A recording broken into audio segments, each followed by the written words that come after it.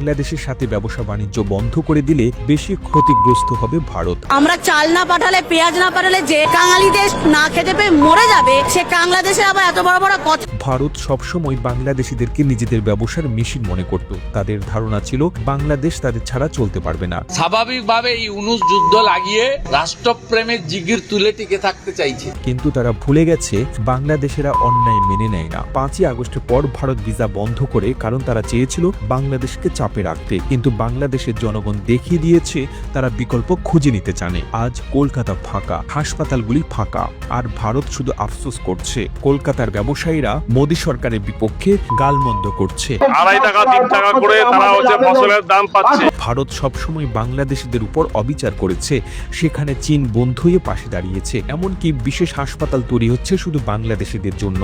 উন্নত চিকিৎসা, কম খরচ, আর কোনো হয়রানি নেই। ভারতে যা করার সাহস হয়নি, চীন তা করে দেখাচ্ছে। চীন প্রমাণ করছে বাংলাদেশের প্রকৃত বন্ধু কারা। আজ কলকাতার রাস্তায় শুনশান নীরবতা। বাংলাদেশি রোগীদের অভাবে হাসপাতালগুলো বন্ধের পথে। হোটেল, রেস্টুরেন্ট, লজ সবকিছুতেই তালা ঝুলছে। এই শহর যা একসময় বাংলাদেশিদের টাকায় চুষে খেত, আজ দেউলিয়া। ব্যবসায়ীরা পথে বসেছে।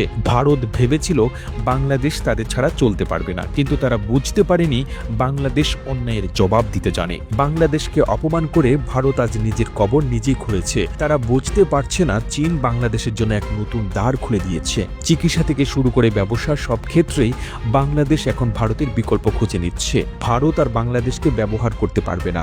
চীনের সঙ্গে বাংলাদেশের নতুন সম্পর্ক ভারতের জন্য সরাসরি হুমকি। চীন বাংলাদেশে বিনিয়োগ করছে, হাসপাতাল তৈরি করছে, রেলওয়ে, কৃষি সব ক্ষেত্রেই সহযোগিতা করছে। ভারতের জন্য এটি একটি কঠিন বার্তা। আজ বাংলাদেশ দেখিয়ে দিচ্ছে তারা কারো উপর নির্ভরশীল নয়। বন্ধুরা, ভারতের এই পতন কি তাদের জন্য শিক্ষা হবে? চীনের সঙ্গে বাংলাদেশের এই বন্ধুত্ব কি ভারতের একচেটিয়া প্রভাবের অবসান ঘটাবে? প্রতিবেদনটি তৈরিতে তথ্য ও উপাত্তের সাহায্য নেওয়া হয়েছে মনিরুল ইসলামের ফেসবুক পেজ থেকে। আর এতক্ষণ আপনারা সঙ্গে ছিলেন বিশ্ব বাংলার। সেই সঙ্গে আপনি বাংলাদেশের কোন জেলা থেকে এই ভিডিওটি দেখছেন আমাদের কমেন্ট করে জানান। আমরা পরবর্তী ভিডিওতে আপনাকে ধন্যবাদ জানাতে ভুলব না। এতক্ষণ বিশ্ব বাংলার সাথে থাকার জন্য অসংখ্য ধন্যবাদ।